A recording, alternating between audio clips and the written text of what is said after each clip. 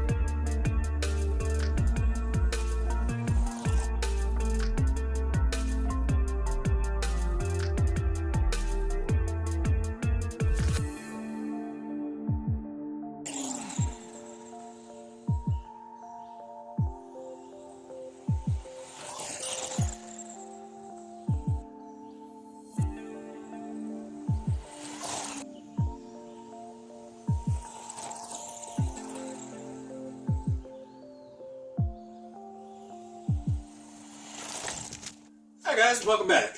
I'm sorry I didn't get a whole lot of running footage. I won't lie, I was having too much fun, so I only kind of left the cameras in a few spots and was running around all over the place. So let me go over kind of what I thought about each one and try to compare the two. I know, again, it's apples and oranges. We've got the 80s and then the 90s technology and designs. There's some advantages and drawbacks to both. So let's start with the Frog first. This is much better than the Grasshopper is, or it compares with the Hornet a little bit better than the Hornet as far as stability and trackability in bumps and stuff. This handled the bumps really well, and I was really surprised on how well the front end kept up with the bumps and irregularities. A good amount of steering out of it. I only rolled it twice, and that was both a traction roll going into a turn. Actually, I rolled it 2 or 3 times, honestly. But the little antenna dealy bobs, basically just took the roll and popped it back over, and we kept on rolling. So that was pretty cool. Keeps this back wing from getting the back wing of the body from getting torn up too bad. So I'm going to leave these guys on, just kind of the nostalgia look and to protect the body. One thing I do want to note, in the grass, this thing ran great. I took it out on the little concrete pad I have, and these round knob tires get no traction, and it's basically a donut machine. You can drive it, but the whole time, all you hear is these nubs getting worn away. So if you do want to run this, say on asphalt or concrete, I would suggest finding a new set of rear tires for it and leave these guys for the dirt only, or you're going to be running through these tires super fast. But as far as the Frog goes, I enjoyed it. It's not terribly fast. With the short grass, I probably could have run the higher speed gears in here.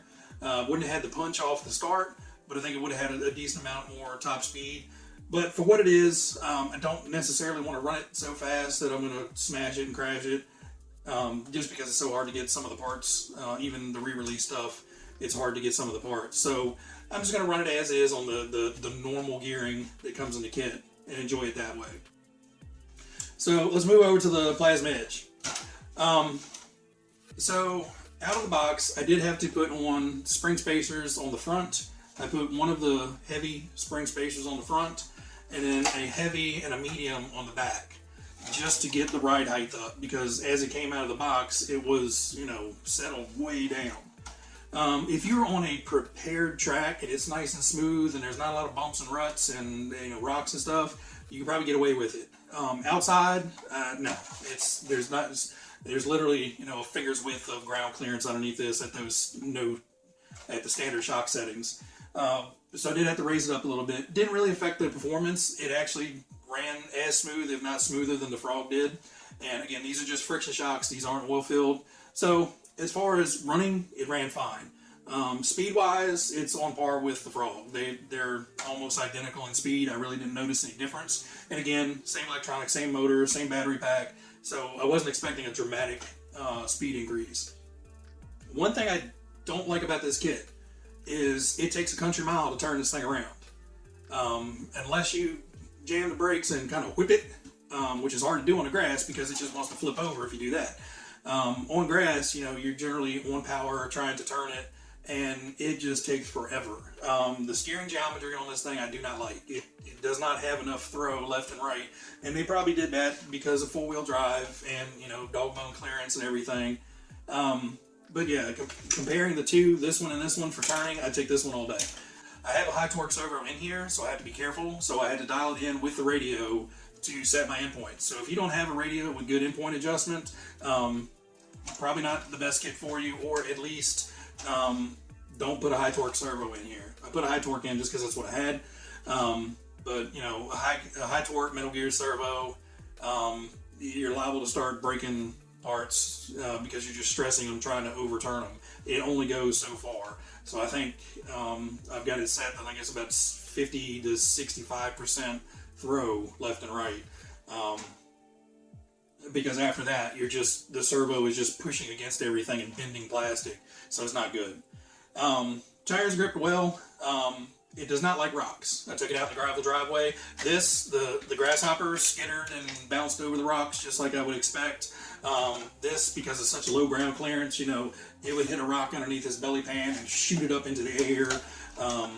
So it does not like gravel. Pavement, it hooks up well on the concrete, but again, it takes a country mile to turn it. So I only have so large of a concrete pad, and it's 12 by 26, and I had a hard time keeping it within that 12 foot because it just takes so long to turn. Plus, these spike tires are kind of sliding a little bit. So definitely dirt track for this. Pretty much anywhere for this. If you're running asphalt or highly abrasive, I would switch out the tires. I would go to more of a street tread if you're going to be running on asphalt or concrete. This guy, I wouldn't recommend. If you do, definitely put some street tires on here. These little pins are just going to get eaten away in a heartbeat. But again, I think for a track type surface, loose dirt, this thing's going to do really well. Especially because you can kind of hit the brakes and turn at the same time and kind of whip it into a turn. Grass, between the tires and the traction of the grass, it just wants to tip over when you try to do that, or it just stops and then you're back on the gas and trying to get it to turn again.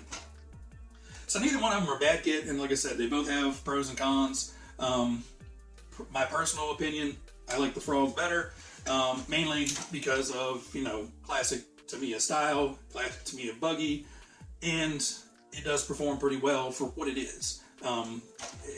You're not going to be going out entering races unless it's a retro race where everybody else has Frogs and Hornets and stuff like that. And if you are, you're in good hands with running this guy, I think. Again, you're not going to be out winning races with this car either. This is a take it to the track and play around with it type car. I'm sure there are TTOB club races that you can get into and run. And the TT1 chassis has a ton of hop-ups. But I didn't spend, this was an under $200 car. I'm not going to spend another $200 or $300 worth of aluminum upgrades and steering rack and, front aluminum pieces and stuff and oil filled shocks and all this stuff to get this to perform at a level that it probably should. Just because, I'm not racing it. There's no point in unless that's what you want to do with yours, I don't see the point in spending that much money to hop it up to a point to where it performs better, but you're still not going to be racing with it. It seems kind of silly. I'm just going to take it out and bash with it and have fun with it. But I would say if I had the choice to go up to the shelf and pick one of the two of these to run, Frog's going to win pretty much every day. Well, guys, I know you've probably listened to me ramble on long enough. If you're still here, please hit the like button. Drop a comment down below what you thought, whether this was a ridiculous idea of pitting, four-wheel drive versus two-wheel drive and two different decades of cars together, or let me know if you liked it. And if you want to see something more like this, I have a couple others that I can kind of do a comparison side by side with. So let me know. Well, anyway, guys, I appreciate you guys stopping by the playground. Not sure what's coming up next, but subscribe so you don't miss out. And I'll see you guys later. Bye.